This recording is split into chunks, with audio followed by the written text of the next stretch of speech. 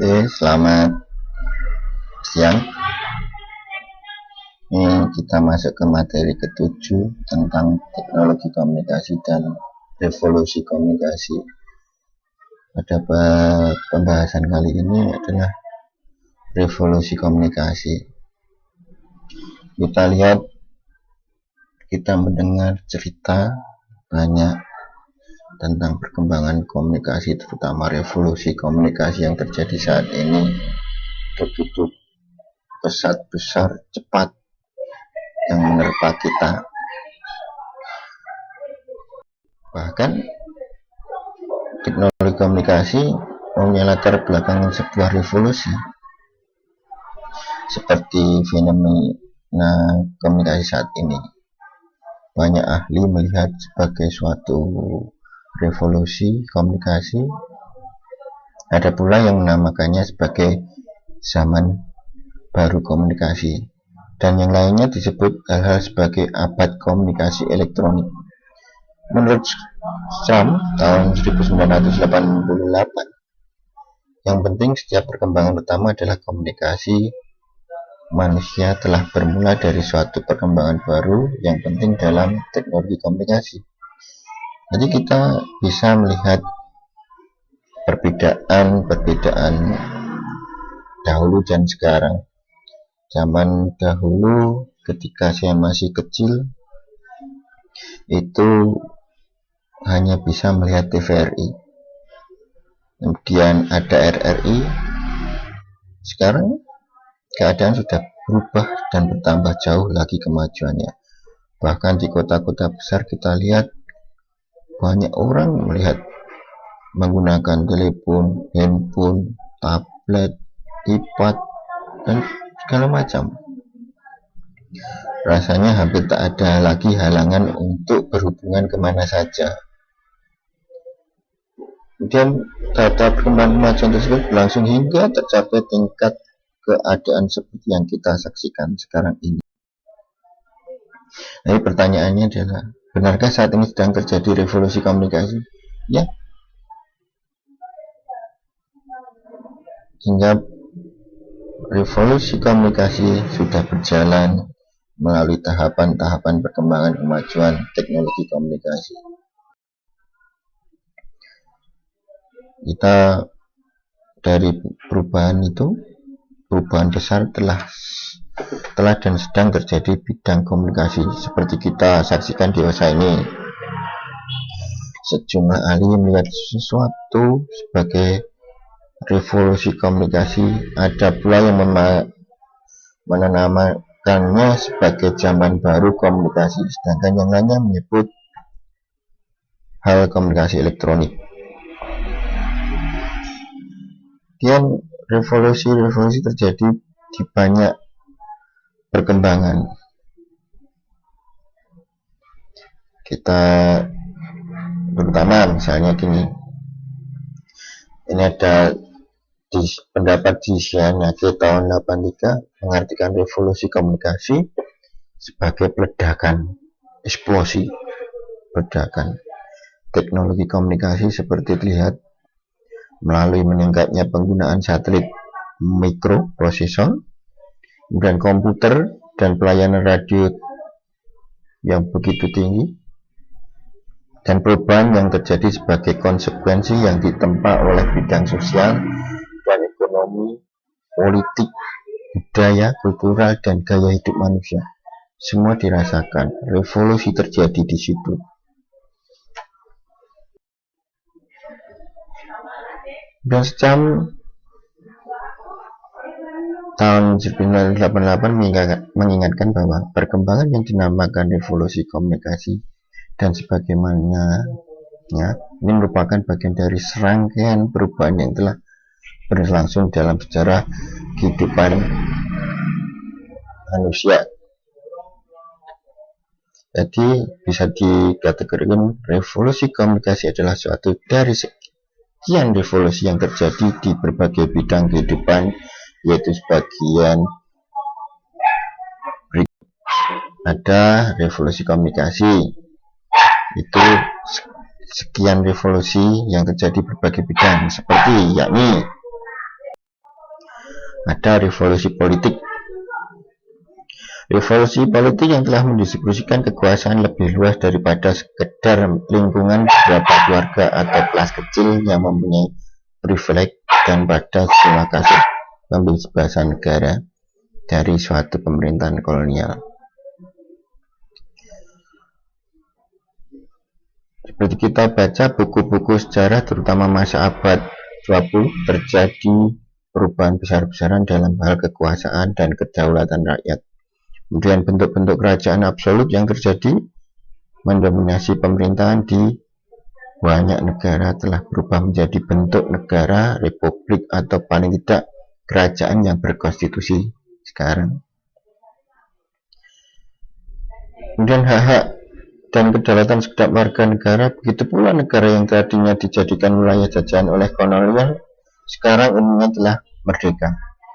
Itu pun banyak terjadi karena perubahan komunikasi, terjadi revolusi politik juga. Kemudian revolusi pendidikan yang telah memungkinkan sebagian besar orang untuk belajar, membaca, dan menulis, serta bagi suatu proporsi yang cukup besar dari mereka itu melanjutkan sekolah setinggi mungkin menurut kemampuan masing-masing. Dari sejarah juga kita tahu bahwa dulu di masa yang silam hanya orang-orang tertentu yang boleh mengecap pendidikan. Mereka itu adalah keluarga kerajaan biasanya dan orang-orang berkedudukan. Kemudian sedang bagi rakyat biasa, pendidikan hanyalah merupakan angan-angan, akan tetapi itu telah berubah total. Kemudian perubahan lagi pada revolusi pertanian.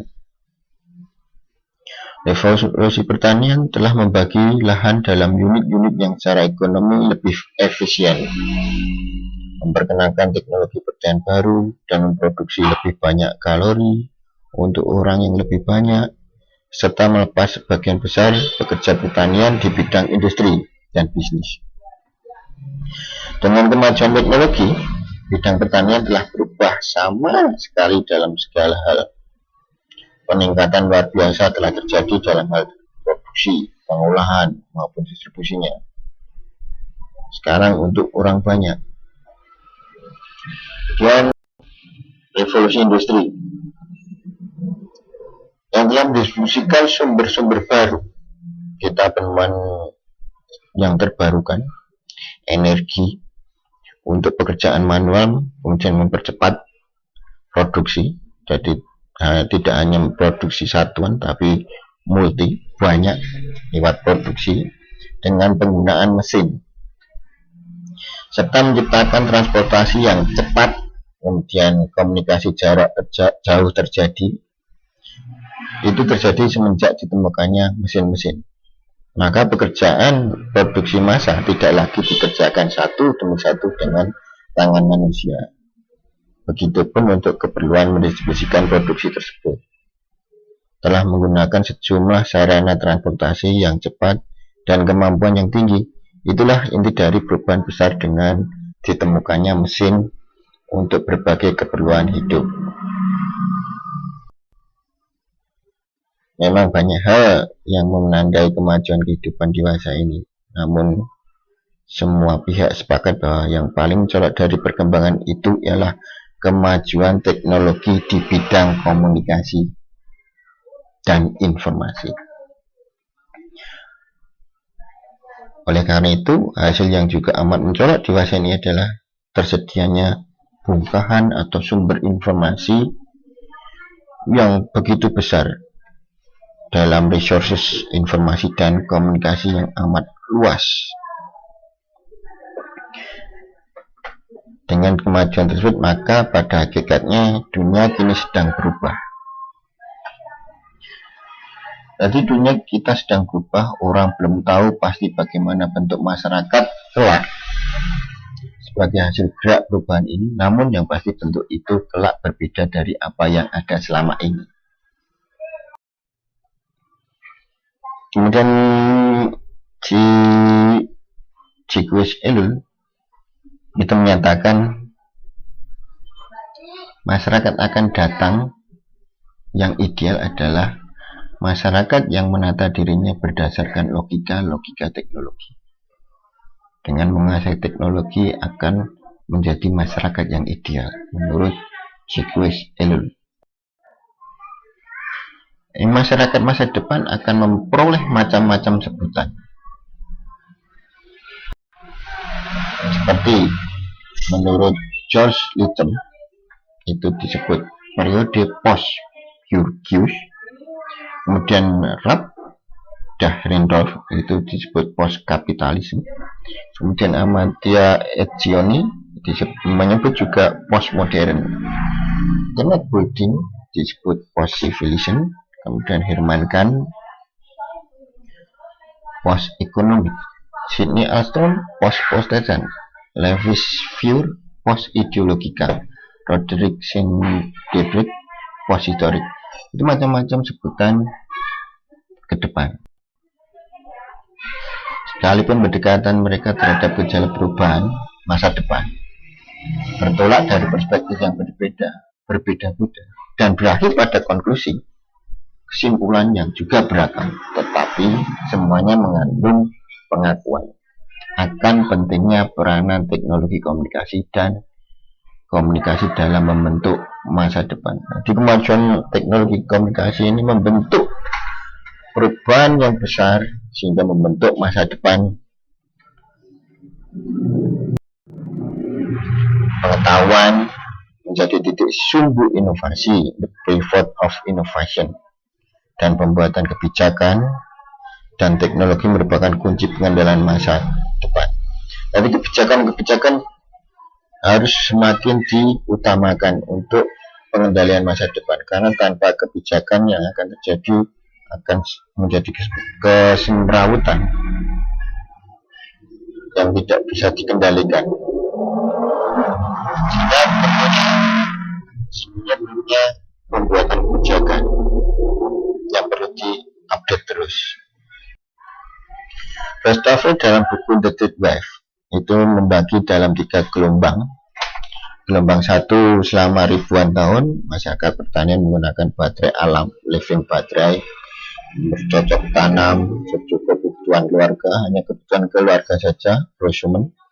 Pasar tidak terlalu penting, keluarga pengertiannya keluarga besar, kemudian berkomunikasi dengan ngobrol saja. Kalau satu desa mengalami musibah, maka desa lainnya tidak perlu ikut musibah. Itu simpat 1000 tahun selama ribuan tahun yang lalu. Itu gelombang pertama. Gelombang kedua itu selama ratusan tahun masyarakat industri mulai menggunakan bahan bakar fosil yang tak terbarukan seperti batu bara, minyak tanah, bensin untuk keperluan. Kemudian mesin-mesin dirancang untuk produksi massal, produk dibawa ke pasar, keluarga inti lebih dipentingkan. Kemudian berkomunikasi dengan media kertas dan poster. Kemudian dalam masa ini manusia mendominasi alam, kemudian terjadi pemborosan sumber daya alam, terjadi urbanisasi, penjajahan, kolonialisme, kemudian kemerdekaan nasional. Terus gelombang 3, selama puluhan tahun masyarakat informasi mensintesis dari gelombang 1 dan 2 mulai memakai energi terbarukan. Terjadinya proses manufaktur beralih ke biofaktur, kemudian konsumen memproduksi barang sendiri. Terjadi di urbanisasi karena telekomunikasi dan transportasi semakin baik, menonjolkan keterkaitan yang menyeluruh. Terjadi sistemnya menjadi globalisasi, keanekaragaman, hemat sumber daya, semuanya dikiaskan sebagai small is big is beautiful.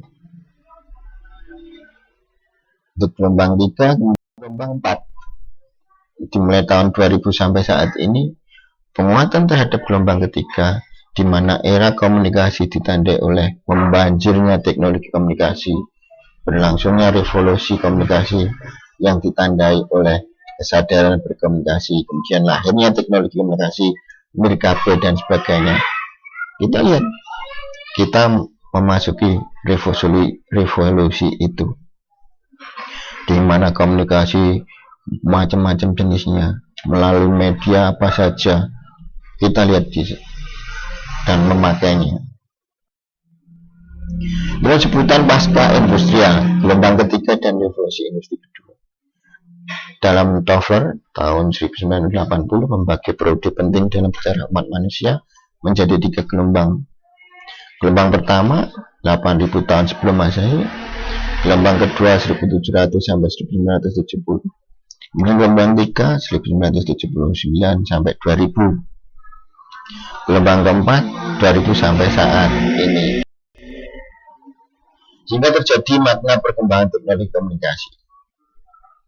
Teharanian tahun 82, dalam 250 tahun terakhir ini ada 3 kekuatan, yaitu kekuatan teknologi itu yang mempengaruhi kita, kemudian ada sosioekonomi, dan ada politik utama yang telah mengubah struktur sistem internasional ke tingkat tertentu, kenaikan tingkat, yang bahkan suatu pandangan yang cukup realistik harus mempertimbangkan, yaitu terjadinya eksplorasi teknologi yang bergerak cepat di lapangan. Komunikasi dan teknik mikroprosesor mencerminkan 2 ilustrasi yang paling dramatis yang mempunyai komunikasi dunia yang universal dan disesuaikan dengan keperluan pribadi atau personalis.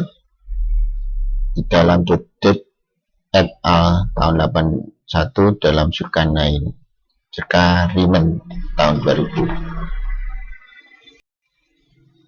Terjadi konvergensi dari 6 teknologi yang masing-masing berkembang secara terpisah, yaitu percetakan, terjadi perubahan konvergensi, dengan penyiaran, broadcasting, telekomunikasi dari titik ke titik, point to point komunikasi, kemudian komputer satelit dan mikroprosesor menjadi suatu revolusi teknologi yang telah dicirikan sebagai revolusi kedua.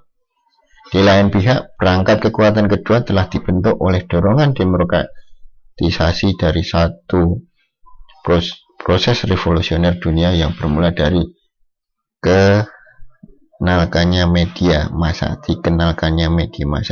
sejak ditemukannya percetakan dan seterusnya. Itu mulai terjadi perubahan konvergensi dari alat ke alat satunya menjadi satu, apalagi berkembang sehingga komputerisasi menjadi lebih kecil-kecil dan teknologi pun menjadi maju seperti hari ini. Kita lihat perubahan sosial yang telah sedang dan akan terjadi dari pertanian, kemudian industrial, dan pasca industrial. Sifat-sifatnya, pertanian masih bersifat primitif, yang disebut ada primitif, ada penjajahan, ada lokal, ada budaya daerah, ada pembudayaan desa, terus kemudian migrasi antar daerah, kemudian ada revolusi industri, evolusi fisik, masyarakat muda, survival, terus terjadi kelas pekerja. Di sistem industrial disebut modern, ada kemerdekaan, ada nasional, ada budaya nasional, ada konvergensi kultural, kemudian urbanisasi, migrasi regional, revolusi komunikasi, revolusi organisasi, dan produksi kelas menengah. Pasca industrial ada modern, pasca kemerdekaan ada global, ada budaya global, ada divergensi kultural, ada suburbanisasi, migrasi global, revolusi informasi, masyarakat pasca kualitas hidup, kelas pengetahuan. Itu terjadi. Kita sekarang di pasca itu, revolusi informasi begitu cepat.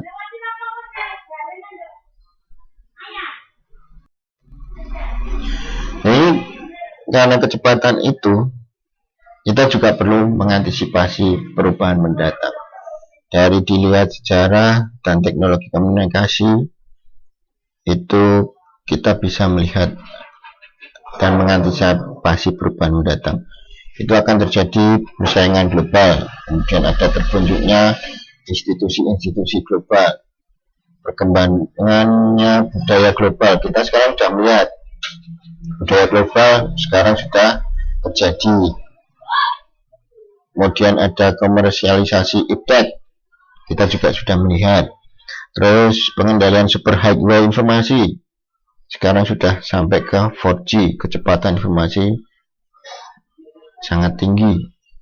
Terus privatisasi pelayanan masyarakat, privatisasi sekarang masyarakat menggunakan online, mengarahkan kehidupan pribadi, membangun lembaga masyarakat, meraih kualitas hidup, melindungi lingkungan alam. Nah, ini antisipasi, menguatkan lingkungan sosial. Nah, ini terjadi juga kadang karena teknologi mudahnya itu, kita bahkan sekarang sudah tahu kan, kita yang dekat semakin jauh, yang jauh semakin dekat. Jadi perlu menguatkan lingkungan sosial. Kemudian ada pemerintahan berwawasan, harus pemerintahan berwawasan masa depan untuk mengantisipasi perubahan akan datang. Sehingga kita perlu mempersiapkan membangun peradaban global, mengatasi masalah siklus hidup dan siklus politik, mengatasi kejahatan dan kekerasan baru. Nanti akan berkembang pula. Kemudian inisiatif pembangunan berbasis komunitas. Sekarang nggak bisa dipungkiri, kekuatan komunitas akan menjadi besar juga.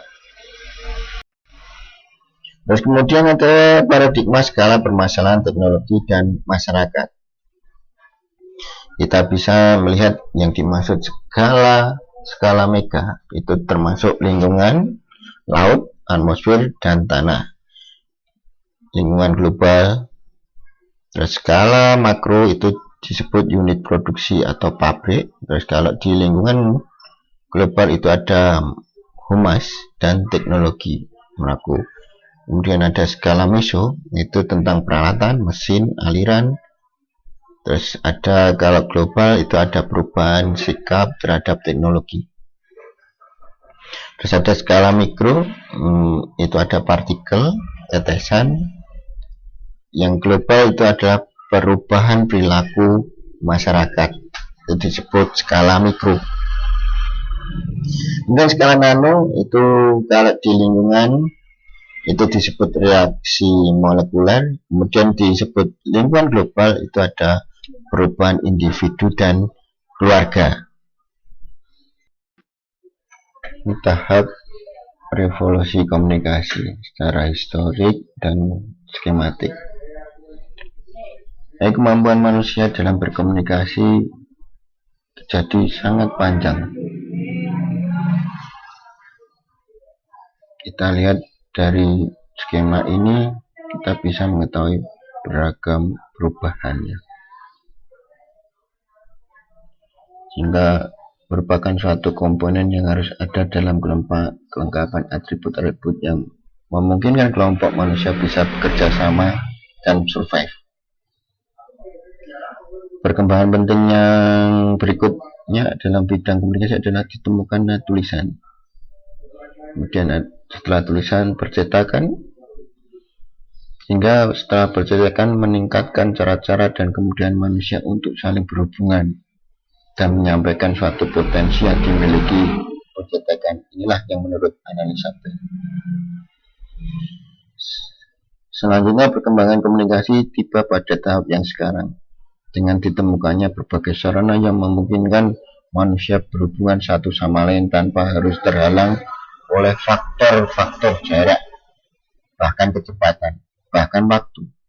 Kemudian teknologi yang kita alami dewasa ini sering kali disebut juga sebagai masa teknologi elektronik. Itu beberapa fase yang kita lalui dalam teknologi komunikasi.